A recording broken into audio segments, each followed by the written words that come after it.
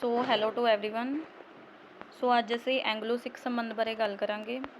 ਸੋ ਪਹਿਲਾਂ ਤਾਂ ਮੈਂ ਤੁਹਾਨੂੰ ਸਭ ਤੋਂ ਪਹਿਲਾਂ ਇਹੀ ਐਡਵਾਈਸ ਦੂੰਗੀ ਕਿ ਸਭ ਤੋਂ ਪਹਿਲਾਂ ਤਾਂ ਆਪਣਾ ਤੁਸੀਂ history the specially structure of question paper ਦੇਖੋ, ਕਿਉਂਕਿ ਇਸ ਵਾਰ ਜੋ ਉਹਨਾਂ ਨੇ ਸਟਰਕਚਰ ਆਫ ਕੁਐਸਚਨ ਪੇਪਰ ਜੋ ਡਿਜ਼ਾਈਨ ਕੀਤਾ ਹੋਇਆ ਹੈ ਉਹ ਬਿਲਕੁਲ ਹੀ ਅਲੱਗ ਹੈ।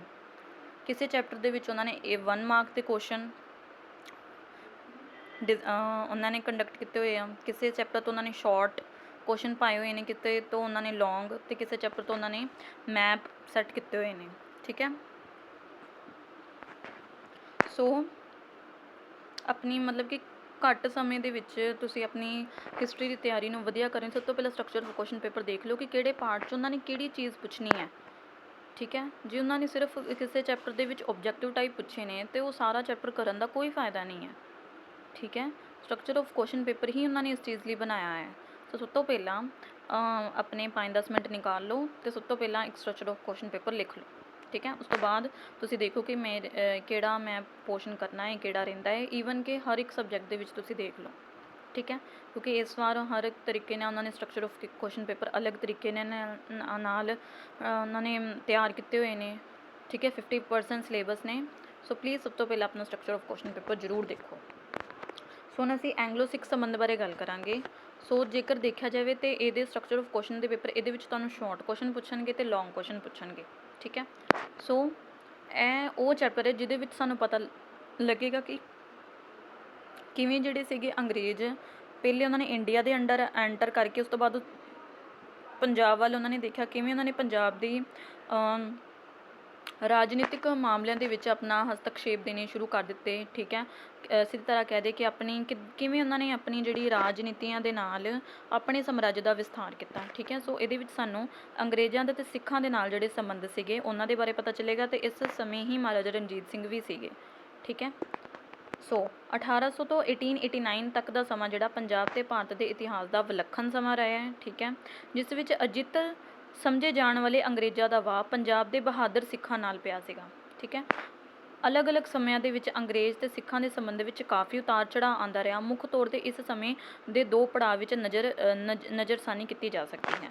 ਠੀਕ ਹੈ, ਸੋ ਇਹਦਾ ਪਹਿਲਾ ਪੜਾਅ ਹੈ 1800 ਤੋਂ 1809 ਈਸਵੀ ਤੱਕ। ਠੀਕ ਹੈ, ਸੋ ਪਹਿਲੇ ਤੁਹਾਨੂੰ ਥੋੜ੍ਹੀ ਜਿਹੀ ਬੈਕਗਰਾਊਂਡ ਜੇਕਰ ਮੈਂ ਦੱਸਦਾ, ਕਿਉਂਕਿ ਇਹ ਜੋ ਸਮਾਂ ਸੀਗਾ ਨਾ ਉਸ ਸਮੇਂ ਦੇ ਵਿੱਚ 5-6 ਮਤਲਬ ਕਿ ਕਈ ਜ਼ਿਆਦਾ ਸ਼ਕਤੀਆਂ ਉੱਭਰ ਕੇ ਆਈਆਂ ਸੀਗੀਆਂ। ਅਫਗਾਨ ਵੱਖਰੇ ਸੀਗੇ। ਅਫਗਾਨ ਕਹਿੰਦੇ ਸੀਗੇ ਕਿ ਅਸੀਂ 2-4 ਜਾਣੇ ਰਲ ਕੇ ਇੱਧਰ ਆਪਣਾ ਅਧਿਕਾਰ ਕਰ ਲਈਏ, ਪੰਜਾਬ ਦੇ ਉੱਤੇ ਅਧਿਕਾਰ ਕਰ ਲਈਏ ਜਾਂ ਪੂਰੇ ਭਾਰਤ ਦੇ ਉੱਤੇ ਅਧਿਕਾਰ ਕਰ ਲਈਏ। ਪਠਾਨ ਅਲੱਗ ਚਾਹੁੰਦੇ ਸੀਗੇ।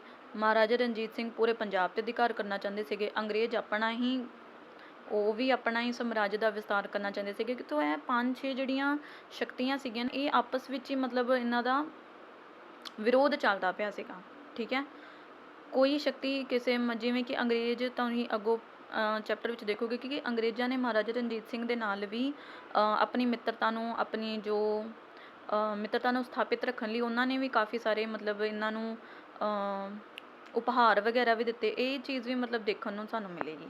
ਸੋ ਅੰਗਰੇਜ਼ਾਂ ਦਾ ਪਹਿਲਾ ਮਿਸ਼ਨ ਸੀਗਾ ਯੂਸਫ ਅਲੀ, ਕਿ ਮਹਾਰਾਜਾ ਰਣਜੀਤ ਸਿੰਘ ਅਤੇ ਅਫਗਾਨ ਸ਼ਾਸਕ ਸ਼ਾਹ ਜ਼ਮਾਨ ਦੀ ਦੋਸਤੀ ਅੰਗਰੇਜ਼ਾਂ ਨੂੰ ਖਤਰਾ ਜਾਪੀ। ਕਿਉਂਕਿ ਜੋ ਅਫਗਾਨ ਦਾ ਸ਼ਾਸਕ ਸੀਗਾ ਸ਼ਾਹ ਜਮਾਨ, ਉਸ ਦਾ ਇਰਾਦਾ ਸੀਗਾ ਕਿ ਮੈਂ ਇੰਡੀਆ ਦੇ ਉੱਤੇ ਆਕਰਮਣ ਕਰਾਂ। ਠੀਕ ਹੈ, ਨਾਲ ਕਿਸੇ ਹੋਰ ਸ਼ਕਤੀ ਦੇ ਨਾਲ ਵੀ ਮੈਂ ਸਾਂਝ ਪਾ ਕੇ ਇੰਡੀਆ ਦੇ ਉੱਤੇ ਆਕਰਮਣ ਕਰਾਂ। ਠੀਕ ਹੈ, ਅੰਗਰੇਜ਼ਾਂ ਨੂੰ ਡਰ ਸੀਗਾ ਕਿ ਕਿਤੇ ਮਹਾਰਾਜਾ ਰਣਜੀਤ ਸਿੰਘ ਅਫਗਾਨ ਦੇ ਸ਼ਾਸਕ ਸ਼ਾਹ ਜਮਾਨ ਦੇ ਨਾਲ ਦੋਸਤੀ ਨਾ ਸਥਾਪਿਤ ਕਰ ਲਏ। ਇਸੇ ਲਈ ਅੰਗਰੇਜ਼ਾਂ ਨੂੰ ਇਹਨਾਂ ਤੋਂ ਖਤਰਾ ਜਾਣਦੇ ਹੋਏ ਅੰਗਰੇਜ਼ਾਂ ਨੇ ਕੀ ਸੋਚਿਆ, ਅਸੀਂ ਆਪਣਾ ਜੋ ਇੱਕ ਬੰਦਾ ਹੈ ਜਿਸ ਦਾ ਨਾਮ ਯੂਸਫ ਅਲੀ ਖਾਂ ਹੈ ਉਹ ਮਹਾਰਾਜਾ ਰਣਜੀਤ ਸਿੰਘ ਕੋਲ ਭੇਜ ਦਿੰਦੇ ਹਾਂ। ਸੋ ਇਹ ਜੋ ਯੂਸਫ ਅਲੀ ਖਾਨ ਸੀਗਾ ਮਹਾਰਾਜਾ ਰਣਜੀਤ ਸਿੰਘ ਦੇ ਦਰਬਾਰ ਦੇ ਵਿੱਚ ਗਿਆ। ਸੋ ਜਦੋਂ ਜਾਂਦਾ ਹੈ ਅਤੇ ਮਹਾਰਾਜਾ ਰਣਜੀਤ ਸਿੰਘ ਦੇ ਨਾਲ ਗੱਲ ਕਰਦਾ ਹੈ। ਠੀਕ ਹੈ, ਆਪਸ ਦੇ ਵਿੱਚ ਜੋ ਸੀਗੇ ਬਹੁਮੁੱਲੇ ਹਾਰ ਜੇਵਰਾਤ ਜੋ ਵੀ ਸੀਗਾ ਆਦਾਨ ਪ੍ਰਦਾਨ ਹੁੰਦਾ ਹੈ। ਦੂਸਰੇ ਪਾਸੇ ਕਿ ਦੇਖਦੇ ਕਿ ਜਿਹੜਾ ਅਫਗਾਨ ਦਾ ਸ਼ਾਸਕ ਸ਼ਾਹ ਜਮਾਨ ਸੀਗਾ ਉਹਨੂੰ ਰਾਜਗੱਦੀ ਤੋਂ ਉਤਾਰ ਦਿੱਤਾ ਜਾਂਦਾ ਹੈ, ਉਹਦੀ ਜਗ੍ਹਾ ਕਿਸੇ ਹੋਰ ਨੂੰ ਸ਼ਾਸਕ ਬਣਾ ਦਿੱਤਾ ਜਾਂਦਾ ਹੈ। ਠੀਕ ਹੈ, ਜਦੋਂ ਦੇਖਦੇ ਆ ਕਿ ਅੰਗਰੇਜ਼ਾਂ ਨੂੰ ਜਦੋਂ ਲੱਗਾ ਕਿ ਇਹ ਤਾਂ ਹੁਣ ਸਾਡੇ ਲਈ ਕੋਈ ਖਤਰੇ ਵਾਲੀ ਗੱਲ ਨਹੀਂ ਰਹੀ, ਉਹਨਾਂ ਨੇ ਯੂਸਫ ਅਲੀ ਨੂੰ ਵਾਪਸ ਬੁਲਾ ਲਿਆ। ਸੋ ਇਹਦੇ ਵਿੱਚ ਸਿਰਫ ਇੰਨੀ ਹੀ ਗੱਲ ਹੋਈ। ਠੀਕ ਹੈ, ਕਿ ਜਦੋਂ ਉਹਨਾਂ ਨੂੰ ਲੱਗਾ ਕਿ ਕਿਤੇ ਮਹਾਰਾਜਾ ਰਣਜੀਤ ਸਿੰਘ ਇਹਨਾਂ ਦੇ ਨਾਲ ਦੋਸਤੀ ਸਥਾਪਿਤ ਨਾ ਕਰਕੇ ਇਹਨਾਂ ਦਾ ਸਾਥ ਨਾ ਦੇ ਦੇ, ਕਿਉਂਕਿ ਅੰਗਰੇਜ਼ ਜਿਹੜੇ ਸੀਗੇ ਮਹਾਰਾਜਾ ਰਣਜੀਤ ਸਿੰਘ ਦੇ ਨਾਲ ਮਿੱਤਰਤਾ ਸਥਾਪਿਤ ਕਰਨਾ ਚਾਹੁੰਦੇ ਸੀਗੇ, ਠੀਕ ਹੈ। ਇਸ ਲਈ ਉਸ ਨਾਲ ਉਹਨਾਂ ਨੇ ਆਪਣਾ ਬੰਦਾ ਯੂਸਫ ਅਲੀ ਖਾਨ ਨੂੰ ਭੇਜਿਆ, ਆਪਣੇ ਦੂਤ ਨੂੰ ਭੇਜਿਆ, ਠੀਕ ਹੈ। ਜਦੋਂ ਉਹਨਾਂ ਨੇ ਦੇਖਿਆ ਕਿ ਕਾਬੁਲ ਦੇ ਵਿੱਚ ਜਿਹੜੀ ਸਥਿਤੀ ਆ ਬਦਲ ਚੁੱਕੀ ਆ, ਅਫਗਾਨ ਦਾ ਸ਼ਾਸਕ ਸ਼ਾਹ ਜਮਾਨ ਜਿਹਨੇ ਕਿ ਇੰਡੀਆ ਦੇ ਉੱਤੇ ਆਕਰਮਣ ਕਰਨਾ ਸੀਗਾ, ਉਹਨੂੰ ਰਾਜਗੱਦੀ ਤੋਂ ਉਤਾਰ ਕੇ ਕੋਈ ਹੋਰ ਰਾਜਗੱਦੀ ਦੇ ਉੱਤੇ ਬਿਠਾ ਦਿੱਤਾ ਹੈ, ਠੀਕ ਹੈ। ਇਸ ਸਥਿਤੀ ਨੂੰ ਦੇਖਦੇ ਹੋਏ ਇਹਨਾਂ ਨੇ ਯੂਸਫ ਅਲੀ ਖਾਨ ਨੂੰ ਵਾਪਸ ਬੁਲਾ ਲਿਆ। ਸੋ ਇਹਦੇ ਵਿੱਚ ਜ਼ਿਆਦਾ ਕੋਈ ਵਾਰਤਾਲਾਪ ਨਾ ਹੋਈ ਅਤੇ ਨਾ ਹੀ ਕੋਈ ਲੜਾਈ ਹੋਈ। ਸੋ 1800 ਤੋਂ ਬਾਅਦ ਦੂਸਰੇ ਬਾਰੇ ਅਸੀਂ ਗੱਲ ਕਰਾਂਗੇ 1805 ਵਿੱਚ ਜਸਵੰਤ ਰਾਓ ਹੋਲਕਰ ਦੀ। ਜਿਵੇਂ ਕਿ ਮੈਂ ਤੁਹਾਨੂੰ ਦੱਸਿਆ ਕਿ ਕਾਫੀ ਸਾਰੀਆਂ ਜਿਹੜੀਆਂ ਸ਼ਕਤੀਆਂ ਸੀਗੀਆਂ ਉਸ ਟਾਈਮ ਉੱਭਰ ਕੇ ਆਈਆਂ, ਠੀਕ ਹੈ। ਸੋ ਅਫਗਾਨ ਵੀ ਉੱਭਰ ਕੇ ਆਏ, ਪਠਾਨ ਵੀ, ਮਰਾਠਾ ਵੀ, ਅੰਗਰੇਜ਼ ਵੀ, ਸਿੱਖ ਵੀ, ਠੀਕ ਹੈ। ਹੋਰ ਵੀ ਕਈ ਸ਼ਕਤੀਆਂ ਸੀਗੀਆਂ, ਠੀਕ ਹੈ। ਸੋ ਇਹ ਜਸਵੰਤ ਰਾਓ ਹੋਲਕਰ ਕੌਣ ਸੀਗਾ? ਮੇਨ ਇਹ ਸੀਗਾ ਮਰਾਠਾ ਦਾ ਸਰਦਾਰ ਸੀਗਾ, ਠੀਕ ਹੈ। ਇਸ ਦੀ ਜਿਹੜੀ ਸੀਗੀ ਅੰਗਰੇਜ਼ਾਂ ਦੇ ਨਾਲ ਇਹਨੇ ਯੁੱਧ ਕੀਤਾ ਸੀਗਾ। ਸੋ ਅੰਗਰੇਜ਼ ਜਿਹੜੇ ਸੀਗੇ ਉਸ ਟਾਈਮ ਇੱਕ ਸਭ ਤੋਂ ਸ਼ਕਤੀਸ਼ਾਲੀ ਸ਼ਕਤੀ ਜਿਹੜੀ ਉੱਭਰ ਕੇ ਆਉਂਦੇ ਪਏ ਸੀਗੇ। ਈਵਨ ਕਿ ਮਹਾਰਾਜਾ ਰਣਜੀਤ ਸਿੰਘ ਵੀ ਅੰਗਰੇਜ਼ਾਂ ਦੇ ਨਾਲ ਸੀਗਾ ਮਿੱਤਰਤਾ ਸਥਾਪਿਤ ਕਰਨਾ ਚਾਹੁੰਦੇ ਸੀਗੇ। ਕਿਉਂ? ਕਿਉਂਕਿ ਮਹਾਰਾਜਾ ਰਣਜੀਤ ਸਿੰਘ ਵੀ ਉਸ ਸਮੇਂ ਆਪਣੇ ਸਾਮਰਾਜ ਨੂੰ ਵਿਕਸਿਤ ਕਰਦੇ ਪਏ ਸੀਗੇ। ਉਹਨਾਂ ਦਾ ਜਿਹੜਾ ਸਾਮਰਾਜ ਸੀਗਾ, ਆਪਣੇ ਜਿਹੜੇ ਪ੍ਰਦੇਸ਼ ਸੀਗੇ ਉਹਨਾਂ ਨੂੰ ਧੀਰੇ ਧੀਰੇ ਉਹ बढ़ा ਰਹੇ ਸੀਗੇ, ਠੀਕ ਹੈ। ਉਹ ਨਹੀਂ ਚਾਹੁੰਦੇ ਸੀਗੇ ਕਿ ਮੇਰੀ ਮਤਲਬ ਕਿ ਕਿਸੇ ਕਾਰਨ ਇਹ ਵੱਡੀਆਂ ਸ਼ਕਤੀਆਂ ਦੇ ਨਾਲ ਲੜਾਈ ਹੋ ਸਕੇ, ਕਿ ਮੈਂ ਉਹਨਾਂ ਦੇ ਨਾਲ ਟੱਕਰ ਲੈ ਸਕਾਂ। ਇਸ ਕਰਕੇ ਉਹ ਚਾਹੁੰਦੇ ਸੀਗੇ ਕਿ ਮੈਂ ਇਹਨਾਂ ਦੇ ਨਾਲ ਮਿੱਤਰਤਾ ਦੀ ਸੰਧੀ ਦੇ ਨਾਲ ਚੱਲ ਸਕਾਂ, ਠੀਕ ਹੈ। ਕਿ ਨਾ ਇਹ ਮੈਨੂੰ ਕੁਛ ਕਹਿਣ, ਨਾ ਮੈਂ ਇਹਨਾਂ ਨੂੰ ਕੁਛ ਕਹਾਂ, ਠੀਕ ਹੈ। ਸੋ ਜਦੋਂ ਮਰਾਠਿਆਂ ਦੀ 1805 ਈਸਵੀ ਦੇ ਵਿੱਚ ਅੰਗਰੇਜ਼ਾਂ ਦੇ ਨਾਲ ਲੜਾਈ ਹੋਈ ਅਤੇ ਜਿਹੜੀ ਮਰਾਠਾ ਸੈਨਾ ਸੀਗੀ ਉਹ ਬੁਰੀ ਤਰ੍ਹਾਂ ਪਰਾਜਿਤ ਹੋ ਗਈ, ਠੀਕ ਹੈ। ਬਹੁਤ ਹੀ ਬੁਰੀ ਤਰ੍ਹਾਂ, ਮਤਲਬ ਕਿ ਬਿਲਕੁਲ ਕਮਜ਼ੋਰ ਹੋ ਚੁੱਕੀ ਸੀਗੀ ਹੈ ਜਿਹੜੀ ਮਰਾਠਾ ਸੈਨਾ ਸੀਗੀ। ਇਹਨਾਂ ਨੇ ਮਹਾਰਾਜਾ ਰਣਜੀਤ ਸਿੰਘ ਕੋਲ ਸਹਾਇਤਾ ਮੰਗੀ, ਠੀਕ ਹੈ। ਅੰਮ੍ਰਿਤਸਰ ਪਹੁੰਚੇ ਅਤੇ ਮਹਾਰਾਜਾ ਰਣਜੀਤ ਸਿੰਘ ਕੋਲ ਅੰਗਰੇਜ਼ਾਂ ਦੇ ਵਿਰੁੱਧ ਸਹਾਇਤਾ ਮੰਗੀ, ਪਰੰਤੂ ਮਹਾਰਾਜਾ ਰਣਜੀਤ ਸਿੰਘ ਨੇ ਇਹਨਾਂ ਨੂੰ ਕੋਈ ਸਹਾਇਤਾ ਨਹੀਂ ਕੀਤੀ। ਕਿਉਂ ਨਹੀਂ ਸਹਾਇਤਾ ਕੀਤੀ? ਇਹਦੇ 3-4 ਕਾਰਨ ਨੇ। ਜੇਕਰ ਤੁਸੀਂ ਡਿਟੇਲ ਵਿੱਚ ਪੜ੍ਹੋਗੇ ਤੁਹਾਨੂੰ ਪਤਾ ਲੱਗੇਗਾ। ਵੈਸੇ ਮੈਂ ਇਹ ਮੇਨ ਇੰਪੋਰਟੈਂਟ ਤੁਹਾਨੂੰ ਦੱਸ ਦਿੰਦੀ ਹਾਂ ਕਿਉਂ ਨਹੀਂ ਕੀਤੀ।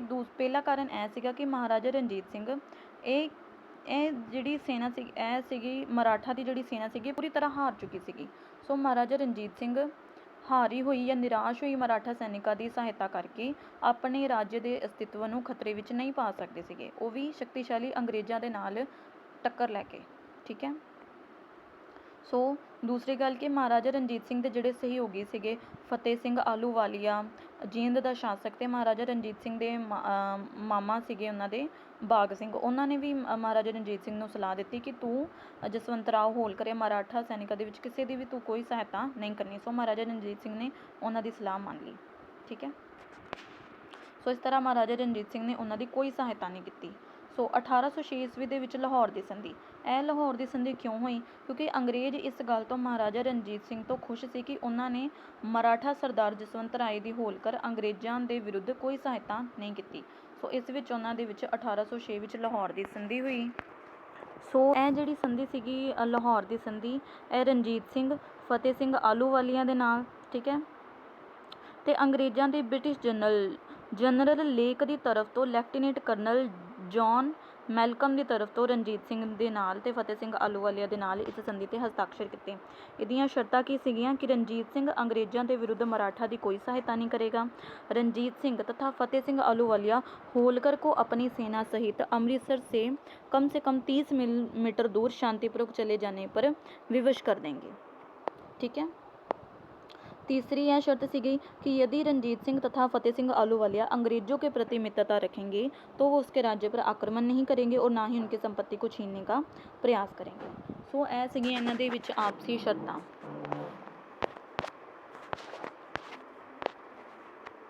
ਸੋ ਜਿਸ ਤਹਿਤ 1806 ਈਸਵੀ ਵਿੱਚ ਲਾਹੌਰ ਦੀ ਸੰਧੀ ਹੋਈ ਅਤੇ ਮਹਾਰਾਜਾ ਰਣਜੀਤ ਸਿੰਘ ਨੂੰ ਅੰਗਰੇਜ਼ਾਂ ਦੇ ਦੁਸ਼ਮਣਾਂ ਤੋਂ ਦੂਰ ਰਹਿਣ ਲਈ ਕਿਹਾ ਗਿਆ। ਠੀਕ ਹੈ। ਅੰਗਰੇਜ਼ਾਂ ਦੇ ਦੁਸ਼ਮਣ ਇਸ ਟਾਈਮ ਕਿਹਨਾਂ ਨੂੰ ਕਿਹਾ ਗਿਆ ਸੀਗਾ? ਮਰਾਠਾ ਸਰਦਾਰ ਨੂੰ। ਠੀਕ ਹੈ। ਅਤੇ ਇਸ ਤਰ੍ਹਾਂ ਕਰਨ 'ਤੇ ਅੰਗਰੇਜ਼ ਮਹਾਰਾਜਾ ਰਣਜੀਤ ਸਿੰਘ ਦੇ ਰਾਜ ਵਿੱਚ ਕੋਈ ਦਖਲਅੰਦਾਜ਼ੀ ਨਹੀਂ ਕਰਨਗੇ। ਇੱਦਾਂ ਅੰਗਰੇਜ਼ਾਂ ਨੇ ਮਹਾਰਾਜਾ ਰਣਜੀਤ ਸਿੰਘ ਨੂੰ ਕਿਹਾ ਲਾਹੌਰ ਦੀ ਸੰਧੀ ਕਰਨ 'ਤੇ, ਕਿਉਂਕਿ ਉਹ ਮਹਾਰਾਜਾ ਰਣਜੀਤ ਸਿੰਘ ਦੇ ਇਸ ਕਦਮ ਤੋਂ ਖੁਸ਼ ਸੀਗੇ ਕਿ ਉਹਨਾਂ ਨੇ ਅੰਗਰੇਜ਼ਾਂ ਦੇ ਵਿਰੁੱਧ ਮਰਾਠਾ ਸਰਦਾਰ ਦੀ ਜਿਹੜੀ ਹੈ ਸਹਾਇਤਾ ਨਹੀਂ ਕੀਤੀ। ਇਹ ਤੁਹਾਨੂੰ ਇਸ 18 ਮਤਲਬ ਕਿ ਇਸ ਪੁੱਛ ਵੀ ਸਕਦੇ ਨੇ ਕਿ ਮਹਾਰਾਜਾ ਰਣਜੀਤ ਸਿੰਘ ਨੇ ਮਰਾਠਾ ਸਰਦਾਰ ਜਸਵੰਤਰਾਓ ਹੋਲਕਰ ਦੀ ਸਹਾਇਤਾ ਕਿਉਂ ਨਹੀਂ ਕੀਤੀ। ਇਹ ਤੁਹਾਨੂੰ ਲੌਂਗ ਕੁਐਸਚਨ ਵੀ ਪੁੱਛ ਸਕਦੇ ਨੇ, ਸ਼ਾਰਟ ਵੀ ਪੁੱਛ ਸਕਦੇ ਨੇ, ਠੀਕ ਹੈ। ਸੋ ਤੁਹਾਡੇ ਮੈਂ ਸਾਰਾ ਡਿਟੇਲ ਵਿੱਚ ਦੱਸ ਦਿੱਤਾ ਹੈ, ਤੁਸੀਂ ਬੁੱਕ ਜਾਂ ਗਾਈਡ ਵਿੱਚ ਵੀ ਡਿਟੇਲ ਵਿੱਚ ਪੜ੍ਹ ਸਕਦੇ ਹੋ। ਸੋ ਅੱਗੇ ਕੰਟੀਨਿਊ ਕਰਦੇ ਹੋਏ, ਇਸ ਕਰਕੇ ਮਹਾਰਾਜਾ ਰਣਜੀਤ ਸਿੰਘ ਆਪਣੇ ਰਾਜ ਭਾਗ ਨੂੰ ਅੰਗਰੇਜ਼ਾਂ ਤੋਂ ਸੁਰੱਖਿਅਤ ਰੱਖ ਸਕਿਆ, ਠੀਕ ਹੈ। ਜਿਵੇਂ ਕਿ ਮੈਂ ਪਹਿਲੇ ਵੀ ਦੱਸਿਆ ਕਿ ਅੰਗਰੇਜ਼ ਉਸ ਸਮੇਂ ਸ਼ਕਤੀਸ਼ਾਲੀ ਸਭ ਤੋਂ ਸੈਨਾ ਉੱਭਰ ਕੇ ਸਾਹਮਣੇ ਸੀ। ਸੋ ਮਹਾਰਾਜਾ ਰਣਜੀਤ ਸਿੰਘ ਅਜੇ ਆਪਣੇ ਸਾਮਰਾਜ ਦਾ ਵਿਸਤਾਰ ਕਰਦੇ ਪਏ ਸੀਗੇ, ਵਿਕਸਿਤ ਹੁੰਦੇ ਪਏ ਸੀਗੇ। ਇਸ ਕਰਕੇ ਮਹਾਰਾਜਾ ਰਣਜੀਤ ਸਿੰਘ ਇਹ ਬਿਲਕੁਲ ਵੀ ਨਹੀਂ ਚਾਹੁੰਦੇ ਸੀਗੇ ਕਿ ਉਹਨਾਂ ਦਾ ਅੰਗਰੇਜ਼ਾਂ ਵਰਗੀ ਸ਼ਕਤੀਸ਼ਾਲੀ ਸੈਨਾ ਦੇ ਨਾਲ ਟੱਕਰਾਂ ਲੈ ਸਕਣ, ਅਤੇ ਉਹਨਾਂ ਦੀ ਸੈਨਾ ਵੀ ਹਜੇ ਬਿਲਕੁਲ ਵੀ ਇੰਨੀ ਤਿਆਰ ਨਹੀਂ ਸੀਗੀ। ਇਸ ਕਰਕੇ ਉਹਨਾਂ ਨੇ ਮਤਲਬ ਕਿ ਮਹਾਰਾਜਾ ਰਣਜੀਤ ਸਿੰਘ ਆਪਣੀ ਤਰਫ ਤੋਂ ਮਿੱਤਰਤਾਪੂਰਵਕ ਚੱਲ ਰਹੇ ਸੀਗੇ, ਜਿਸ ਕਰਕੇ 1806 ਈਸਵੀ ਵਿੱਚ ਮਹਾਰਾਜਾ ਨੇ ਮਾਲਵਾ 'ਤੇ ਪਹਿਲੀ ਮੁਹਿੰਮ ਅਤੇ 1807 ਵਿੱਚ ਦੂਸਰੀ ਮੁਹਿੰਮ ਤਹਿਤ ਹਮਲਾ ਕੀਤਾ ਅਤੇ ਮਾਲਵੇ ਦੇ ਜਾਗੀਰਦਾਰਾਂ ਦੇ ਪਾਸੋਂ ਨਜ਼ਰਾਨੇ ਵਸੂਲ ਕੀਤੇ। ਸੋ ਮਹਾਰਾਜਾ ਰਣਜੀਤ ਸਿੰਘ ਨੇ ਇਹ ਹਮਲੇ ਕਿਉਂ ਕੀਤੇ? ਕਿਉਂਕਿ ਮਹਾਰਾਜਾ ਰਣਜੀਤ ਸਿੰਘ ਮਾਲਵੇ ਸਹਿਤ ਪੰਜਾਬ ਦੇ ਪੂਰੇ ਪ੍ਰਦੇਸ਼ ਦੇ ਉੱਤੇ ਆਪਣਾ ਅਧਿਕਾਰ ਕਰਨਾ ਚਾਹੁੰਦੇ ਸੀਗੇ, ਠੀਕ ਹੈ। ਉਹ ਇੱਕ ਸਿੱਖ ਕੌਮ ਦੇ ਇੱਕਮਾਤਰ ਸੁਤੰਤਰ ਸ਼ਾਸਕ ਬਣਨਾ ਚਾਹੁੰਦੇ ਸੀਗੇ, ਠੀਕ ਹੈ, ਕਿ ਉਹ ਆਪਣੇ ਸਿੱਖ ਸਾਮਰਾਜ ਨੂੰ ਹੋਰ ਵੀ ਜ਼ਿਆਦਾ ਵਿਸਤਾਰ ਕਰ ਸਕਣ, ਈਵਨ ਕਿ ਉਹ ਪੂਰੇ ਪੰਜਾਬ ਦੇ ਉੱਤੇ ਆਪਣਾ ਅਧਿਕਾਰ ਕਰ ਸਕਣ। ਇਸ ਕਰਕੇ ਉਹਨਾਂ ਨੇ ਮਾਲਵਾ ਦੇ ਉੱਤੇ ਆਕਰਮਣ ਕੀਤਾ, ਠੀਕ ਹੈ। ਦੂਸਰੀ ਵਾਰੀ ਉਹਨਾਂ ਨੇ 1807 ਵਿੱਚ ਦੂਜੀ ਵਾਰੀ ਉਹਨਾਂ ਨੇ ਮਾਲਵੇ ਦੇ ਉੱਤੇ ਆਪਣਾ ਹਮਲਾ ਕੀਤਾ, ਠੀਕ ਹੈ। ਸੋ ਜਿਹੜੇ ਮਾਲਵਾ ਦੇ ਸਰਦਾਰ ਸੀਗੇ ਇੱਥੇ ਰਣਜੀਤ ਸਿੰਘ ਨੇ ਉਹਨਾਂ ਤੋਂ ਨਜ਼ਰਾਨੇ ਵੀ ਵਸੂਲ ਕੀਤੇ।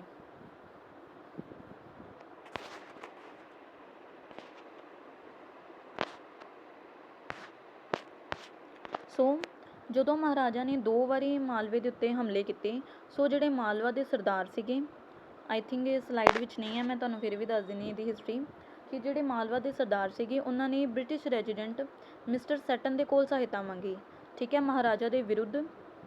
ਮਿਸਟਰ ਸੈਟਨ ਕੋਲ ਸਹਾਇਤਾ ਮੰਗੀ ਕਿ ਤੁਸੀਂ ਸਾਡੀ ਸਹਾਇਤਾ ਕਰੋ ਮਹਾਰਾਜਾ ਦੇ ਵਿਰੁੱਧ, ਜਾਂ ਸਾਨੂੰ ਅੰਗਰੇਜ਼ੀ ਸੰਰਕਸ਼ਣ ਵਿੱਚ ਰੱਖ ਲਓ। ਪਰ ਮਿਸਟਰ ਸੈਟਨ ਨੇ ਇਹਨਾਂ ਨੂੰ ਕੋਈ ਵੀ ਮਤਲਬ ਮਾਲਵਾ ਦੇ ਸਰਦਾਰਾਂ ਨੂੰ ਕੋਈ ਵੀ ਸੰਤੋਸ਼ਜਨਕ ਜਵਾਬ ਨਹੀਂ ਦਿੱਤਾ, ਠੀਕ ਹੈ। ਸੋ ਬਾਅਦ ਦੇ ਵਿੱਚ ਕਿਉਂ ਨਹੀਂ ਦਿੱਤਾ? ਕਿਉਂਕਿ ਇਹ ਮਾਲਵਾ ਦੀ ਸਹਾਇਤਾ ਕਰਕੇ ਰਣਜੀਤ ਸਿੰਘ ਨੂੰ ਨਿਰਾਸ਼ ਨਹੀਂ ਕਰਨਾ ਚਾਹੁੰਦੇ ਸੀਗੇ, ਠੀਕ ਹੈ। 1807 ਵਿੱਚ ਨੈਪੋਲੀਅਨ ਦੇ ਭਾਰਤ 'ਤੇ ਹਮਲੇ ਦੇ ਡਰ ਕੇ ਅੰਗਰੇਜ਼ਾਂ ਨੇ ਮਹਾਰਾਜਾ ਰਣਜੀਤ ਸਿੰਘ ਦੇ ਨਾਲ ਮਿੱਤਰਤਾ ਕਰ ਲਈ। ਇਹ ਉਹੀ ਸਮਾਂ ਹੈ ਕਿਉਂਕਿ ਉਸ ਸਮੇਂ ਬਾਹਰਲੀਆਂ 2 ਸ਼ਕਤੀਆਂ ਸੀਗੀਆਂ। ਇਸ ਸਮੇਂ ਅੰਗਰੇਜ਼ ਵੀ ਇੰਡੀਆ ਦੇ ਵਿੱਚ ਆਪਣਾ ਰਾਜ ਜਮਾਉਣਾ ਚਾਹੁੰਦੇ ਸੀਗੇ।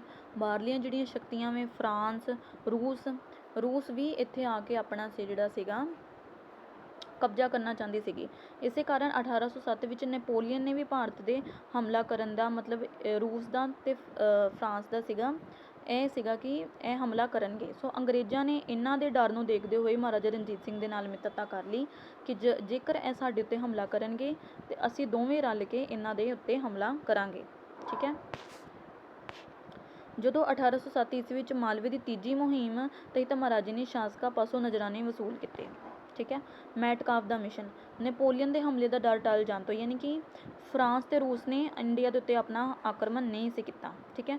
ਸੋ 10 ਦਸੰਬਰ ਜਦ ਕਿ ਮਹਾਰਾਜਾ ਰਣਜੀਤ ਸਿੰਘ ਮਾਲਵੇ 'ਤੇ ਆਪਣਾ ਅਧਿਕਾਰ ਕਰਕੇ ਬੈਠੇ ਹੋਏ ਸੀਗੇ, ਸੋ 10 ਦਸੰਬਰ 1808 ਈਸਵੀ ਨੂੰ ਚਾਰਲਸ ਮੈਟਕਾਫ ਮਹਾਰਾਜਾ ਰਣਜੀਤ ਸਿੰਘ ਨੂੰ ਅੰਮ੍ਰਿਤਸਰ ਵਿਖੇ ਮਿਲਿਆ, ਪਰ ਉਹਨਾਂ ਦੀ ਕੋਈ ਗੱਲਬਾਤ ਸਿਰੇ ਨਾ ਚੜ੍ਹ ਸਕੀ। ਇਸ ਤੋਂ ਬਾਅਦ 1809 ਈਸਵੀ ਵਿੱਚ ਅੰਗਰੇਜ਼ਾਂ ਨੇ ਲੜਾਈ ਦੀਆਂ ਤਿਆਰੀਆਂ ਸ਼ੁਰੂ ਕਰ ਦਿੱਤੀਆਂ ਅਤੇ ਮਹਾਰਾਜਾ ਰਣਜੀਤ ਸਿੰਘ ਅੰਗਰੇਜ਼ਾਂ ਦੇ ਇਸ ਰਵੱਈਏ ਤੋਂ ਤੰਗ ਸੀ, ਪਰ ਉਹਨਾਂ ਨੇ ਦੜ ਵੱਟ ਕੇ ਆਪਣੇ ਸਾਮਰਾਜ ਨੂੰ ਅੰਗਰੇਜ਼ ਤੋਂ ਬਚਾਈ ਰੱਖਿਆ। ਕਿਉਂ? ਚਾਰਲਸ ਮੈਟਕਾਫ ਮਹਾਰਾਜਾ ਰਣਜੀਤ ਸਿੰਘ ਨੂੰ ਇਹ ਕਹਿਣ ਲਈ ਆਇਆ ਸੀਗਾ ਕਿ ਜੋ ਤੁਸੀਂ ਮਾਲਵੇ ਦੇ ਪ੍ਰਦੇਸ਼ ਵਿੱਚ ਆਪਣਾ ਅਧਿਕਾਰ ਕੀਤਾ ਹੋਇਆ ਵਾ, ਜੇ ਤੁਸੀਂ ਹਮਲੇ ਕਰਦੇ ਪਏ ਹੋ, ਇਹ ਤੁਸੀਂ ਨਾ ਕਰੋ, ਠੀਕ ਹੈ। ਸੋ ਪਰ ਮਹਾਰਾਜਾ ਰਣਜੀਤ ਸਿੰਘ ਨੇ ਉਹਨਾਂ ਦੀ ਗੱਲ ਨੂੰ ਜ਼ਿਆਦਾ ਸੀਰੀਅਸ ਨਹੀਂ ਲਿਆ, ਉਹਨਾਂ ਨੇ ਮਤਲਬ ਕਿ ਆਪਣੇ ਆਕਰਮਣ ਕਰੀ ਗਏ, ਠੀਕ ਹੈ।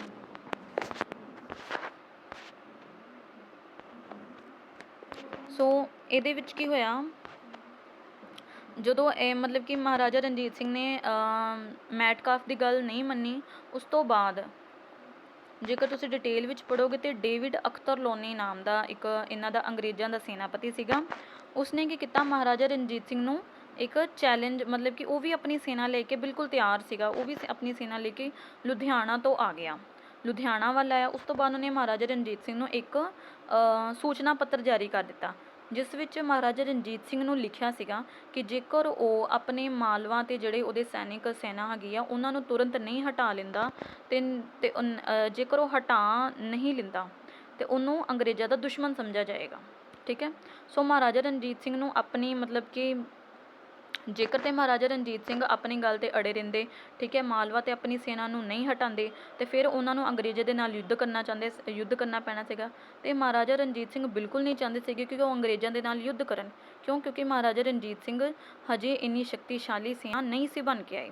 ਸੋ ਸ਼ਰਤ ਦੇ ਕਾਰਨ ਕਿਉਂਕਿ ਜੇਕਰ ਇਸ ਕਰਕੇ ਮਹਾਰਾਜਾ ਰਣਜੀਤ ਸਿੰਘ ਨੇ ਇਹ ਸ਼ਰਤ ਮੰਨ ਲਈ, ਜੇਕਰ ਉਹ ਨਹੀਂ ਮੰਨਦੇ ਤੇ ਉਹਨਾਂ ਨੂੰ ਅੰਗਰੇਜ਼ਾਂ ਦਾ ਦੁਸ਼ਮਣ ਸਮਝਿਆ ਜਾਣਾ ਸੀਗਾ। ਸੋ ਇਹ ਅੰਮ੍ਰਿਤਸਰ ਦੀ ਸੰਧੀ ਹੋਈ 1809 ਈਸਵੀ ਨੂੰ ਇਸ ਗੱਲ ਦੇ ਉੱਤੇ ਮਾਲਵਾ ਦੇ ਅਧਿਕਾਰ ਦੇ ਕਰਕੇ। ਸੋ ਇਸ ਕਰਕੇ ਮਹਾਰਾਜਾ ਰਣਜੀਤ ਸਿੰਘ ਨੂੰ ਅੰਗਰੇਜ਼ਾਂ ਦੇ ਨਾਲ ਸੰਧੀ ਕਰਨੀ ਪਈ 25 ਅਪ੍ਰੈਲ 1809 ਈਸਵੀ ਨੂੰ। ਠੀਕ ਹੈ। ਇਹ ਜਿਹੜੀ ਸੰਧੀ ਸੀਗੀ ਕੇਵਲ ਅੰਗਰੇਜ਼ਾਂ ਲਈ ਲਾਭਦਾਇਕ ਸਿੱਧ ਹੋਈ। ਠੀਕ ਹੈ। ਕਿਉਂਕਿ ਇਸ ਵਿੱਚ ਜਿਹੜੀ ਇਹ ਸੰਧੀ ਦੇ ਵਿੱਚ ਜਿਹੜੀ ਸੀਗੀਆਂ ਕੁਝ ਸ਼ਰਤਾਂ ਸੀਗੀਆਂ। ਸੋ ਇਹ ਸੰਧੀ ਜਿਹੜੀ ਸੀਗੀ ਕੇਵਲ ਅੰਗਰੇਜ਼ਾਂ ਲਈ ਹੀ ਲਾਭਦਾਇਕ ਸਿੱਧ ਸੀਗੀ। ਇਹਦੀਆਂ ਕੁਝ ਸ਼ਰਤਾਂ ਸੀਗੀਆਂ ਜਿਹੜੀ ਕਿ ਮਹਾਰਾਜਾ ਰਣਜੀਤ ਸਿੰਘ ਲਈ ਬਿਲਕੁਲ ਵੀ ਲਾਭਦਾਇਕ ਨਹੀਂ ਸੀਗੀਆਂ। ਕੁੱਲ ਮਿਲਾ ਕੇ ਜਿਹੜੀ ਸੰਧੀ ਦੀ ਸ਼ਰਤਾਂ ਸੀਗੀਆਂ ਕੇਵਲ ਅੰਗਰੇਜ਼ਾਂ ਦੇ ਪਕਸ਼ ਲਈ ਸੀਗੀਆਂ।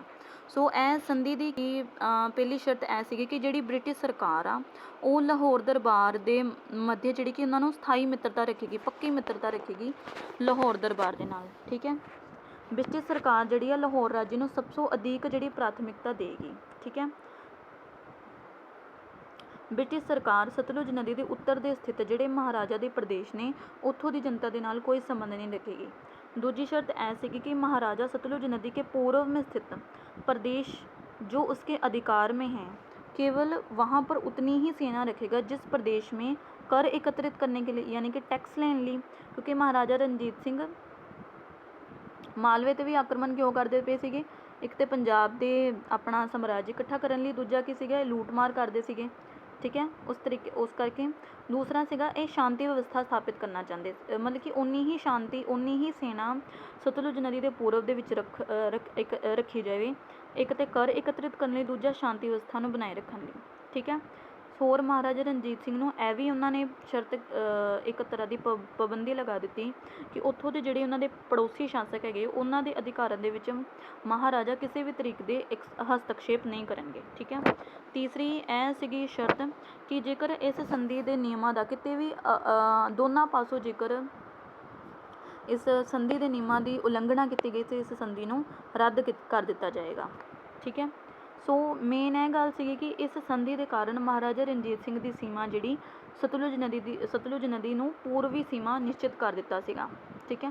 ਜਦਕਿ ਮਹਾਰਾਜਾ ਰਣਜੀਤ ਸਿੰਘ ਉਸ ਤੋਂ ਅੱਗੇ ਆਪਣੇ ਸਾਮਰਾਜ ਦਾ ਵਿਸਤਾਰ ਕਰਨਾ ਚਾਹੁੰਦੇ ਸੀਗੇ, ਜਦਕਿ ਅੰਗਰੇਜ਼ਾਂ ਨੇ ਆਪਣੀ ਕੂਟਨੀਤੀ ਚਾਲ ਚੱਲ ਕੇ ਮਹਾਰਾਜਾ ਰਣਜੀਤ ਸਿੰਘ ਨੂੰ ਆਪਣੇ ਇਸ ਛੜਯੰਤਰ ਵਿੱਚ ਫਸਾ ਲਿੱਤਾ। ਸਤਲੁਜ ਨਦੀ ਨੂੰ ਉਹਨਾਂ ਦੀ ਪੂਰਬੀ ਸੀਮਾ ਨਿਸ਼ਚਿਤ ਕਰ ਦਿੱਤੀ ਤੇ ਉਹਨਾਂ ਨੂੰ ਮਾਲਵਾ ਤੇ ਹੋਰ ਵੀ ਉਸ ਤੋਂ ਅੱਗੇ ਪ੍ਰਦੇਸ਼ਾਂ ਦੇ ਵਿੱਚ ਉਹਨਾਂ ਨੂੰ ਅੱਗੇ ਵਧਣ ਤੋਂ ਰੋਕ ਲਿਆ। ਸੋ ਇਹ ਸੀਗੀ ਇਹ ਸੀਗੀ ਅੰਗਰੇਜ਼ਾਂ ਦੀ ਇੱਕ ਤਰ੍ਹਾਂ ਦੀ ਚਲਾਕ ਭਰੀ ਨੀਤੀ, ਜਿਸ ਵਿੱਚ ਉਹਨਾਂ ਨੇ ਸਿੱਖਾਂ ਨੂੰ ਬਿਨਾਂ ਕੋਈ ਯੁੱਧ ਕੀਤੇ, ਬਿਨਾਂ ਕੋਈ ਗੋਲੀ ਚਲਾਏ ਪਹਿਲੇ ਹੀ ਪਿੱਛੇ ਹੀ ਉਹਨਾਂ ਨੇ ਉੱਥੇ ਰੋਕ ਲਿਆ। ਉੱਪਰੋਂ ਉਹਨਾਂ ਦੀ ਸਤਲੁਜ ਨਦੀ ਦੀ ਜਿਹੜੀ ਮਹਾਰਾਜਾ ਰਣਜੀਤ ਸਿੰਘ ਦੀ ਪੂਰਬੀ ਸੀਮਾ ਨਿਸ਼ਚਿਤ ਕਰ ਦਿੱਤੀ ਗਈ। ਠੀਕ ਹੈ। ਸੋ ਇਸ ਤਰੀਕੇ ਨਾਲ ਇਸ ਕਰਕੇ ਮਹਾਰਾਜਾ ਰਣਜੀਤ ਸਿੰਘ ਨੇ ਫਿਰ ਆਪਣਾ ਸਾਮਰਾਜ ਜਿਹੜਾ ਵਾ ਜ਼ਿਆਦਾਤਰ ਉੱਤਰ ਪੱਛਮੀ ਸੀਮਾ ਵੱਲ ਹੀ ਵਿਸਤ੍ਰਿਤ ਕਰਨਾ ਸ਼ੁਰੂ ਕਰ ਦਿੱਤਾ। ਸੋ ਦੂਜਾ ਪੜਾਅ ਮਹਾਰਾਜਾ ਰਣਜੀਤ ਸਿੰਘ ਅਤੇ ਅੰਗਰੇਜ਼ਾਂ ਦਰਮਿਆਨ ਸ਼ੱਕ ਦਾ ਸਮਾਂ 1809-1812 ਤੱਕ ਅੰਗਰੇਜ਼ ਅਤੇ ਮਹਾਰਾਜਾ ਰਣਜੀਤ ਸਿੰਘ ਵਿਚਕਾਰ ਤਣਾਅਪੂਰਨ ਮਾਹੌਲ ਬਣੇ ਰਹੇ। ਸ਼ੱਕ ਦੇ ਆਧਾਰ ਤੇ ਇੱਕ ਦੂਜੇ ਦੀ ਜਾਸੂਸੀ ਹੁੰਦੀ ਰਹੀ। ਜਦੋਂ ਆਪਾਂ ਇਸ ਟੌਪਿਕ ਨੂੰ ਡਿਟੇਲ ਵਿੱਚ ਪੜ੍ਹਦੇ ਤਾਂ ਸਾਨੂੰ ਫਿਰੋਜ਼ਪੁਰ ਦਾ ਪ੍ਰਸ਼ਨ, ਠੀਕ ਹੈ, ਇੱਦਾਂ ਦੇ ਛੋਟੇ ਛੋਟੇ ਇੰਸੀਡੈਂਟ ਦੇਖਣ ਨੂੰ ਮਿਲੇ ਜਿੱਥੇ ਕਿ ਮਹਾਰਾਜਾ ਰਣਜੀਤ ਸਿੰਘ ਨੂੰ ਅੰਗਰੇਜ਼ਾਂ ਦੇ ਉੱਪਰ ਸ਼ੱਕ ਰਿਹਾ ਕਿ ਇਹ ਮੇਰੇ ਨਾਲ ਛੜਯੰਤਰ ਖੇਡਿਆ ਜਾ ਰਿਹਾ ਹੈ ਜਾਂ ਉਹਨਾਂ ਨੂੰ ਹੌਲੀ ਹੌਲੀ ਅੰਦਰੋਂ ਮਹਿਸੂਸ ਹੋਣ ਲੱਗ ਪਿਆ। ਠੀਕ ਹੈ। 1812-1821 ਤੱਕ ਮਹਾਰਾਜਾ ਰਣਜੀਤ ਸਿੰਘ ਅਤੇ ਅੰਗਰੇਜ਼ਾਂ ਦੇ ਆਪਸੀ ਸੰਬੰਧ ਸੁਖਾਵੇਂ ਰਹੇ, ਪਰੰਤੂ ਮਹਾਰਾਜਾ ਰਣਜੀਤ ਸਿੰਘ ਨੇ ਵਦਨੀ ਪਿੰਡ ਦੇ ਝਗੜੇ ਕਰਕੇ ਆਪਣੀ ਸੱਸ ਸਦਾ ਕੌਰ ਨੂੰ ਗ੍ਰਿਫਤਾਰ ਕਰ ਲਿਆ, ਜਿਸ ਕਰਕੇ ਮਹਾਰਾਜਾ ਰਣਜੀਤ ਸਿੰਘ ਅਤੇ ਅੰਗਰੇਜ਼ਾਂ ਦੇ ਸੰਬੰਧ ਫਿਰ ਵਿਗੜ ਗਏ। 1824-1830 ਦਰਮਿਆਨ ਲੁਧਿਆਣੇ ਡਾਕਟਰ ਮਰੇ ਦੀ ਥਾਂ ਤੇ ਕੈਪਟਨ ਵੇਡ ਦੇ ਆਉਣ ਨਾਲ ਫਿਰ ਸੰਬੰਧ ਸੁਖਾਵੇਂ ਹੋ ਗਏ। ਸਿੰਧ ਦੇ ਵਪਾਰਕ ਅਤੇ ਭੂਗੋਲਿਕ ਮਾਮਲੇ ਕਾਰਨ 1831 ਵਿੱਚ ਅਤੇ ਸ਼ਿਕਾਰਪੁਰ ਦੇ ਮਾਮਲੇ 1836 ਵਿੱਚ ਅੰਗਰੇਜ਼ਾਂ ਅਤੇ ਮਹਾਰਾਜਾ ਰਣਜੀਤ ਸਿੰਘ ਵਿਚਕਾਰ ਕਾਫੀ ਮਤਭੇਦ ਰਹੇ। ਜੇਕਰ ਤੁਸੀਂ ਸਿੰਧ ਦਾ ਡਿਟੇਲ ਵਿੱਚ ਪੜ੍ਹੋਗੇ, ਇੱਥੋਂ ਤੁਹਾਨੂੰ ਪਤਾ ਲੱਗੇਗਾ ਕਿ ਕਿਵੇਂ ਅੰਗਰੇਜ਼ਾਂ ਨੇ ਚਲਾਕੀ ਦੇ ਨਾਲ ਮਹਾਰਾਜਾ ਰਣਜੀਤ ਸਿੰਘ ਨੂੰ ਮਤਲਬ ਕਿ ਉਹਨਾਂ ਦੀ ਅੱਖਾਂ 'ਚ ਘੱਟਾ ਪਾਉਂਦੇ ਹੋਏ ਉਹਨਾਂ ਨੇ ਖੁਦ ਵਪਾਰਿਕ ਸਮਝੌਤਾ ਕਰ ਲਿਆ ਅਤੇ ਮਹਾਰਾਜਾ ਰਣਜੀਤ ਸਿੰਘ ਨੂੰ ਪਿੱਛੇ ਛੱਡ ਦਿੱਤਾ। ਠੀਕ ਹੈ। ਸੋ 1835 ਵਿੱਚ ਅੰਗਰੇਜ਼ਾਂ ਨੇ ਫਿਰੋਜ਼ਪੁਰ ਵਰਗੇ ਮਹੱਤਵਪੂਰਨ ਇਲਾਕੇ 'ਤੇ ਕਬਜ਼ਾ ਕਰ ਲਿਆ, ਪਰੰਤੂ ਮਹਾਰਾਜਾ ਰਣਜੀਤ ਸਿੰਘ ਕੁਝ ਵੀ ਨਾ ਕਰ ਸਕੇ। ਤ੍ਰੈ ਪੱਖੀ ਸੰਬੰਧੀ ਇੰਪੋਰਟੈਂਟ ਕੁਐਸਚਨ ਹੈ, ਤੁਹਾਨੂੰ ਸ਼ਾਰਟ ਵਿੱਚ ਵੀ ਪੁੱਛ ਸਕਦੇ ਨੇ, ਈਵਨ ਕਿ ਲੌਂਗ ਵਿੱਚ ਤੇ ਪੁੱਛਣਗੇ ਹੀ ਪੁੱਛਣਗੇ। ਰੂਸ ਦੇ ਏਸ਼ੀਆ ਵੱਲ ਵਧਣ 'ਤੇ, ਜਿਵੇਂ ਕਿ ਤੁਹਾਨੂੰ ਮੈਂ ਦੱਸਿਆ ਕਾਫੀ ਸਾਰੀ ਸ਼ਕਤੀਆਂ ਉੱਭਰ ਕੇ ਆਉਂਦੀਆਂ ਸੀਗੀਆਂ, ਉਸੇ ਤਰ੍ਹਾਂ ਰੂਸ ਜੋ ਸੀਗਾ ਏਸ਼ੀਆ ਵੱਲ ਮਤਲਬ ਕਿ ਬੜੀ ਤੇਜ਼ੀ ਦੇ ਨਾਲ ਵੱਧਦਾ ਪਿਆ ਸੀਗਾ। ਠੀਕ ਹੈ। ਸੋ ਉਸ ਸਮੇਂ ਅਫਗਾਨਿਸਤਾਨ ਦੇ ਸ਼ਾਸਕ ਦੋਸਤ ਮੁਹੰਮਦ ਖਾਨ ਨੇ ਸਾਬਕਾ ਸ਼ਾਸਕ ਸ਼ਾਹ ਸ਼ੁਜਾ ਨਾਲ ਦੋਸਤੀ ਕਰਕੇ ਤਿੰਨ ਪੱਖੀ ਗਰੁੱਪ ਮਹਾਰਾਜਾ ਰਣਜੀਤ ਸਿੰਘ, ਸ਼ਾਹ ਸ਼ੁਜਾ ਅਤੇ ਅੰਗਰੇਜ਼ ਤਿਆਰ ਕੀਤਾ। ਇਸ ਵਿੱਚ ਜਿਹੜੀ ਹੈ ਬੈਕਗਰਾਊਂਡ ਨਹੀਂ ਦੱਸਿਆ, ਜੇਕਰ ਮੈਂ ਤੁਹਾਨੂੰ ਡਿਟੇਲ ਵਿੱਚ ਦੱਸਾਂ ਤਾਂ ਇਸ ਵਿੱਚ ਕੀ ਸੀਗਾ, ਦੋਸਤ ਮੁਹੰਮਦ ਖਾਨ ਨੇ ਅਫਗਾਨਿਸਤਾਨ ਦੇ ਵਿੱਚ ਰੂਸ ਦਾ ਜਿਹੜਾ ਸੀਗਾ ਬੜੇ ਸਵਾਗਤ ਕੀਤਾ, ਮਤਲਬ ਕਿ ਬੜਾ ਵਧੀਆ ਸਵਾਗਤ ਕੀਤਾ। ਜਿਵੇਂ ਕਿ ਤੁਹਾਨੂੰ ਮੈਂ ਦੱਸਿਆ ਕਿ ਮਤਲਬ ਕਿ ਕਾਫੀ ਸਾਰੀ ਸ਼ਕਤੀਆਂ ਸੀਗੀਆਂ, ਅਤੇ ਜਦੋਂ ਵੀ ਇੱਕ ਬੰਦਾ ਕਿਸੇ ਦੂਸਰੇ ਗਰੁੱਪ ਦੇ ਨਾਲ ਦੋਸਤੀ ਕਿਉਂ ਕਰਦਾ ਸੀਗਾ ਕਿ ਜਦੋਂ ਆਪਾਂ ਦੋਵੇਂ ਇਕੱਠੇ ਜਾ ਕੇ ਕਿਤੇ ਕਿਸੇ ਬੰਦੇ 'ਤੇ ਆਪਾਂ ਆਕਰਮਣ ਕਰਦੇ ਹਾਂ। ਠੀਕ ਹੈ। ਸੋ ਜੋ ਵੀ ਮਤਲਬ ਕਿ ਅਸੀਂ ਇਕੱਠੇ ਆਕਰਮਣ ਕਰਦੇ ਹਾਂ ਅਤੇ ਉਸ ਰਾਜ 'ਤੇ ਸਾਡਾ ਕਬਜ਼ਾ ਜਿਹੜਾ ਸਾਂਝਾ ਹੋਏਗਾ। ਸੋ ਕਈਆਂ ਵਾਰੀ ਆਪਸ ਵਿੱਚ ਵੀ ਇੱਕ ਦੂਜੇ ਨਾਲ ਧੋਖਾ ਕਰ ਦਿੰਦੇ ਸੀਗੇ। ਉਸੇ ਤਰ੍ਹਾਂ ਹੀ ਅਫਗਾਨਿਸਤਾਨ ਦਾ ਸ਼ਾਸਕ ਜਿਹੜਾ ਦੋਸਤ ਮੁਹੰਮਦ ਸੀਗਾ, ਉਹਨੇ ਆਪਣੇ ਫਾਇਦੇ ਲਈ ਰੂਸ ਦਾ ਜਿਹੜਾ ਜਦੋਂ ਏਸ਼ੀਆ ਵੱਲ ਆਉਂਦਾ ਪਿਆ ਸੀਗਾ, ਉਹਦਾ ਸਵਾਗਤ ਜਿਹੜਾ ਸੀਗਾ ਬੜੇ ਸ਼ਾਨਦਾਰ ਤਰੀਕੇ ਨਾਲ ਕੀਤਾ। ਠੀਕ ਹੈ। ਇਸ ਚੀਜ਼ ਨੂੰ ਦੇਖਦੇ ਹੋਏ ਅੰਗਰੇਜ਼ਾਂ ਨੂੰ ਇਹ ਡਰ ਸੀਗਾ ਕਿ ਕਿਤੇ ਰੂਸ ਅਤੇ ਅਫਗਾਨਿਸਤਾਨ ਮਿਲ ਕੇ ਇੰਡੀਆ ਦੇ ਜਿਹੜਾ ਬ੍ਰਿਟਿਸ਼ ਗਵਰਨਰ ਹੈਗਾ, ਜਿਹੜਾ ਕਿ ਅੰਗਰੇਜ਼ਾਂ ਦਾ ਪੂਰਾ ਸਿਸਟਮ ਹੈ, ਉਹਨਾਂ 'ਤੇ ਨਾ ਆਕਰਮਣ ਕਰ ਦੇਣ। ਇਸੇ ਕਰਕੇ ਉਹਨਾਂ ਨੇ ਮਹਾਰਾਜਾ ਰਣਜੀਤ ਸਿੰਘ ਦੇ ਨਾਲ ਕੰਟੈਕਟ ਕਰਨ ਦੀ ਕੋਸ਼ਿਸ਼ ਕੀਤੀ। ਠੀਕ ਹੈ। ਅੰਗਰੇਜ਼ ਦਾ ਜਿਹੜਾ ਸੀਗਾ ਜਨਰਲ ਸੀਗਾ, ਜੇਕਰ ਤੁਸੀਂ ਡਿਟੇਲ ਵਿੱਚ ਪੜ੍ਹੋਗੇ ਤਾਂ ਉਸ ਸਮੇਂ ਅੰਗਰੇਜ਼ਾਂ ਦਾ ਜਨਰਲ ਸੀਗਾ ਲਾਰਡ ਔਕਲੈਂਡ ਨੇ ਮਹਾਰਾਜਾ ਰਣਜੀਤ ਸਿੰਘ ਮਤਲਬ ਕਿ ਸੋਚਿਆ ਕਿ ਕਿਉਂ ਨਾ ਮੈਂ ਮਹਾਰਾਜਾ ਰਣਜੀਤ ਸਿੰਘ ਕੋਲ ਸਹਾਇਤਾ ਲਵਾਂ। ਉਹਨੇ ਆਪਣੀ ਇੱਕ ਸੈਨਾਪਤੀ ਸੀਗਾ ਮੈਕਨੋਟਨ, ਉਹਨੂੰ ਭੇਜਿਆ ਮਹਾਰਾਜਾ ਰਣਜੀਤ ਸਿੰਘ ਕੋਲ ਕਿ ਪਰੰਤੂ ਜਦੋਂ ਮਹਾਰਾਜਾ ਰਣਜੀਤ ਸਿੰਘ ਨੇ ਇਹ ਸਾਰੀ ਯੋਜਨਾ ਸੁਣੀ ਅਤੇ ਮਹਾਰਾਜਾ ਰਣਜੀਤ ਸਿੰਘ ਨੇ ਇਸ ਯੋਜਨਾ ਨੂੰ ਮੰਨਣ ਦੇ ਵਿੱਚ ਇਨਕਾਰ ਕਰ ਦਿੱਤਾ। ਪਰ ਮੈਕਨੋਟਨ ਨੇ ਮਤਲਬ ਕਿ ਮਹਾਰਾਜਾ ਰਣਜੀਤ ਸਿੰਘ ਨੂੰ ਇੱਕ ਧਮਕੀ ਦਿੱਤੀ ਕਿ ਅਫਗਾਨਿਸਤਾਨ ਦੇ ਸ਼ਾਹ ਸ਼ੁਜਾ ਅਤੇ ਅੰਗਰੇਜ਼ ਆਪਸ ਵਿੱਚ ਸੰਧੀ ਕਰ ਲੈਣਗੇ। ਸੋ ਮਹਾਰਾਜਾ ਰਣਜੀਤ ਸਿੰਘ ਨੂੰ ਆਪਣੇ ਸਾਮਰਾਜ ਦਾ ਡਰ ਹੋਣ ਕਰਕੇ ਕਿ ਵੱਡੀਆਂ ਸ਼ਕਤੀਆਂ ਦੇ ਪੈਰਾਂ ਥੱਲੇ ਆਪਣਾ ਰਾਜ ਨਾ ਕੁਚਲ ਜਾਣ ਕਰਕੇ ਉਹਨਾਂ ਨੇ ਇਸ ਸੰਧੀ ਦੇ ਵਿੱਚ ਤ੍ਰਿਪਕਸ਼ੀ ਸੰਧੀ ਦੇ ਵਿੱਚ ਹਾਮੀ ਭਰੀ। ਸੋ ਇਸ ਵਿੱਚ ਕੌਣ ਕੌਣ ਸ਼ਾਮਿਲ ਹੋ ਗਏ, ਅੰਗਰੇਜ਼, ਸ਼ਾਹ ਸ਼ੁਜਾ ਅਤੇ ਮਹਾਰਾਜਾ ਰਣਜੀਤ ਸਿੰਘ। ਠੀਕ ਹੈ। ਮਹਾਰਾਜਾ ਰਣਜੀਤ ਸਿੰਘ ਜਿਵੇਂ ਕਿ ਇਸ ਸਲਾਈਡ ਵਿੱਚ ਦਿੱਤਾ ਹੈ ਕਿ ਪਹਿਲੇ ਉਹ ਤਿਆਰ ਨਹੀਂ ਸੀਗੇ, ਨਾ ਚਾਹੁੰਦੇ ਹੋਏ ਮਹਾਰਾਜਾ ਰਣਜੀਤ ਸਿੰਘ ਨੂੰ ਇਸ ਸੰਧੀ ਦੇ ਉੱਤੇ 26 ਜੂਨ 1838 ਨੂੰ ਦਸਤਖਤ ਕਰਨੇ ਪਏ। ਠੀਕ ਹੈ। ਅੰਗਰੇਜ਼ ਦੀਆਂ ਸਿੱਖ ਰਾਜ ਪ੍ਰਤੀ ਦਬਾਓ ਨੀਤੀਆਂ ਨੂੰ ਸਹਿਣ ਕਰਦਿਆਂ 27 ਜੂਨ 1839 ਨੂੰ ਸਿੱਖ ਰਾਜ ਦੇ ਮਹਾਨ ਉਸਾਰੀਏ ਮਹਾਰਾਜਾ ਰਣਜੀਤ ਸਿੰਘ ਦੀ ਮੌਤ ਹੋ ਗਈ। ਸੋ ਇਸੇ ਤਰ੍ਹਾਂ ਹੀ ਮਤਲਬ ਕਿ ਜਦੋਂ ਉਹਨਾਂ ਨੇ ਤ੍ਰਿਪਕਸ਼ੀ ਸੰਧੀ ਕੀਤੀ, ਸ਼ਾਹ ਸ਼ੁਜਾ ਸੀਗਾ ਉਸ ਸਮੇਂ ਅਫਗਾਨਿਸਤਾਨ ਦਾ ਸ਼ਾਸਕ ਬਣ ਗਿਆ। ਇਹ ਤਿੰਨਾਂ ਦੀ ਸਲਾਹ ਇਹ ਦੋਨਾਂ ਦੀ ਅੰਗਰੇਜ਼ ਅਤੇ ਮਹਾਰਾਜਾ ਰਣਜੀਤ ਸਿੰਘ ਦਾ ਆਪਸ ਦੇ ਵਿੱਚ ਇਹਨਾਂ ਦੀ ਇੱਕ ਸਮਝੌਤਾ ਹੋਇਆ ਸੀਗਾ ਕਿ ਆਪਾਂ ਆਪਸ ਦੇ ਵਿੱਚ ਰਲ ਜਾਈਏ, ਜੇਕਰ ਰਸ਼ੀਆ ਸਾਡੇ 'ਤੇ ਅਟੈਕ ਕਰਦਾ ਤਾਂ ਆਪਾਂ ਰਲ ਕੇ ਉਹਦਾ ਮੁਕਾਬਲਾ ਕਰਾਂਗੇ। ਸੋ ਇਹਦੇ ਵਿੱਚ ਅਫਗਾਨਿਸਤਾਨ ਦੇ ਸ਼ਾਸਕ ਸ਼ਾਹ ਸ਼ੁਜਾ ਨੇ ਆਪਣਾ ਮਤਲਬ ਕੱਢਿਆ ਕਿ ਤੁਸੀਂ ਮੈਨੂੰ ਅਫਗਾਨਿਸਤਾਨ ਦਾ ਸ਼ਾਸਕ ਬਣਾਓਗੇ, ਕਿਉਂਕਿ ਅਫਗਾਨਿਸਤਾਨ ਦਾ ਸ਼ਾਸਕ ਸ਼ਾਹ ਸ਼ੁਜਾ ਨੂੰ ਪਹਿਲੇ ਇਹਨਾਂ ਨੇ ਆਪਾਂ ਯੂਸਫ ਅਲੀ ਖਾਨ ਦਾ ਮਿਸ਼ਨ ਕੀਤਾ ਹੋਇਆ ਵਾ, ਉਹਦੇ ਵਿੱਚ ਆਪਾਂ ਦੇਖਿਆ ਕਿ ਸ਼ਾਹ ਸ਼ੁਜਾ ਨੂੰ ਰਾਜਗੱਦੀ ਤੋਂ ਉਤਾਰ ਦਿੱਤਾ। ਇਸ ਵਿੱਚ ਉਹਨੇ ਅੰਗਰੇਜ਼ਾਂ ਅਤੇ ਮਹਾਰਾਜਾ ਰਣਜੀਤ ਸਿੰਘ ਦੇ ਨਾਲ ਸਾਂਝ ਪਾਈ ਤਾਂ ਕਿ ਮੈਂ ਅਫਗਾਨਿਸਤਾਨ ਦੀ ਰਾਜਗੱਦੀ ਦੇ ਉੱਤੇ ਫਿਰ ਸਵਾਰ ਹੋ ਸਕਾਂ। ਠੀਕ ਹੈ। ਸੋ ਜਦੋਂ ਇਹ ਸੰਧੀ ਹੋਈ 26 ਜੂਨ 1838 ਨੂੰ, ਉਸ ਤੋਂ ਬਾਅਦ ਵੀ ਅਸੀਂ ਦੇਖਦੇ ਹਾਂ ਮਤਲਬ ਚੈਪਟਰ ਨੂੰ ਡਿਟੇਲ ਵਿੱਚ ਪੜ੍ਹੀਏ ਅਤੇ ਹੋਰ ਵੀ ਸਾਨੂੰ ਸਿੰਧ ਦਾ ਪ੍ਰਸ਼ਨ, ਫਿਰੋਜ਼ਪੁਰ ਦਾ ਪ੍ਰਸ਼ਨ, ਵਧਣੀ ਦਾ ਮਾਮਲਾ, ਉਹਦੇ ਵਿੱਚ ਵੀ ਅਸੀਂ ਦੇਖਦੇ ਹਾਂ ਕਿ ਅੰਗਰੇਜ਼ਾਂ ਨੇ ਕੂਟਨੀਤਿਕ ਚਾਲਾਂ ਚੱਲੀਆਂ ਵਾ, ਜਦਕਿ ਮਹਾਰਾਜਾ ਰਣਜੀਤ ਸਿੰਘ ਇਹਨਾਂ ਦੀ ਕੂਟਨੀਤਿਕ ਚਾਲਾਂ ਨੂੰ ਛੇਤੀ ਪਹਿਚਾਣ ਨਹੀਂ ਸਕੇ। ਅੰਤ ਵਿੱਚ 27 ਜੂਨ 1839 ਈਸਵੀ ਨੂੰ ਮਹਾਰਾਜਾ ਰਣਜੀਤ ਸਿੰਘ ਦੀ ਮੌਤ ਹੋ ਗਈ। ਸੋ ਉਹਨਾਂ ਦਾ ਸਾਰੀਆਂ ਸੰਧੀਆਂ ਦੇ ਨਾਲ ਇੱਕ ਤਰ੍ਹਾਂ ਦਾ ਸਾਰਾ ਸੀਗਾ ਉਹਨਾਂ ਦਾ ਸਾਥ ਛੁੱਟ ਗਿਆ। ਸੋ ਅੰਗਰੇਜ਼ਾਂ ਲਈ ਜੋ ਬੰਦਾ ਮਤਲਬ ਮਰ ਗਿਆ ਉਹਦੇ ਲਈ ਕੀ ਮਾਇਨੇ ਰਹੇਗੀ ਜੋ ਵੀ ਸਾਰੀ ਸੰਧੀਆਂ ਸੀਗੀਆਂ, ਠੀਕ ਹੈ, ਜੋ ਵੀ ਸਾਰਾ ਉਹਨਾਂ ਨੇ ਸ਼ਰਤਾਂ ਸੀਗੀਆਂ ਉਹਨਾਂ ਦੀਆਂ, ਉਹ ਸਾਰੀਆਂ ਦੀ ਸਾਰੀਆਂ ਵਿਅਰਥ ਗਈਆਂ। ਸੋ ਇਹ ਸੀਗਾ ਐਂਗਲੋ ਸਿੱਖ ਯੁੱਧ। ਉਸ ਤੋਂ ਬਾਅਦ ਹੀ ਅਸੀਂ ਪੜ੍ਹਾਂਗੇ ਕਿ ਕਿਵੇਂ ਇਹਨਾਂ ਨੇ ਅੰਗਰੇਜ਼ਾਂ ਨੇ ਹੋਰ ਵੀ ਜ਼ਿਆਦਾ ਪੰਜਾਬ ਦੇ ਅੰਦਰ ਐਂਟਰ ਕਰੀ ਗਏ। ਸੋ ਉਸ ਤੋਂ ਬਾਅਦ ਅਸੀਂ ਮਹਾਰਾਜਾ ਰਣਜੀਤ ਸਿੰਘ ਦੀ ਸੱਸ ਸਦਾ ਕੌਰ ਬਾਰੇ, ਲਾਲ ਸਿੰਘ ਬਾਰੇ, ਠੀਕ ਹੈ, ਇਹਨਾਂ ਦੇ ਬਾਰੇ ਗੱਲ ਕਰਾਂਗੇ। ਸੋ ਆਈ ਹੋਪ ਕਿ ਤੁਹਾਨੂੰ ਲੈਕਚਰ ਸਮਝ ਆ ਗਿਆ ਹੈ। ਸੋ ਆਪਣੀ ਤਿਆਰੀ ਵਧੀਆ ਕਰੋ and bye bye and take care.